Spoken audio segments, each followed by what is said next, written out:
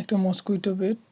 এটা চার্জ দেওয়ার পরেও যখন এটাকে অন করা হচ্ছে এটা কাজ করছে না ঠিক করে, কিছুক্ষণ পরে ব্যাটারিটা শেষ হয়ে যাচ্ছে। নাটগুলো তাড়াতাড়ি করে খুলে নিয়ে ভিতরে যে ব্যাটারিটা আছে ব্যাটারিটা চেঞ্জ করে দেবো। ব্যাটারিটার জন্য একটা বাজার থেকে ব্যাটারি কিনে নিয়ে এসেছি। ব্যাটারিটা ওই লিথিয়াম ব্যাটারি আছে, 30 টাকা নিয়েছে 1200 mAh-এর। আর যেটা পুরোনোটা আছে দেখতেই পাচ্ছি পুরোনোটা অনেক ছোট, এটা 300 mAh-এর ব্যাটারি। এটা রিপ্লেস করে আরেকটা নতুন ব্যাটারি আমি বাজার থেকে নিয়ে এসেছি, এটা লাগাবো। এই জায়গায় ব্যাটারিটা বসানোর জন্য ভেঙে জায়গা তৈরি করে নিচ্ছি। আর এর সঙ্গে একটা চার্জিংয়ের জন্য চার্জিং কর্ড কানেকশান করা একদমই সহজ।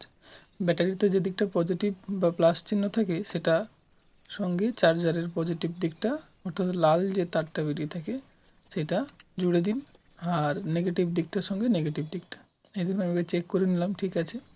এবারে ব্যাটারিটাকে ঠিকঠাক করে বসানোর জন্য আমি এই ডবল টেপ ব্যবহার করেছি। আপনাদের কোনো আঠা জাতীয় কিছু থাকলে ব্যবহার করতে পারেন। তারগুলোকে ঠিকঠাক করে ম্যানেজ করে ঠিক জায়গা মতো রেখে দিন। তারপরে নাটগুলোকে ভালো করে টাইট করে নিন।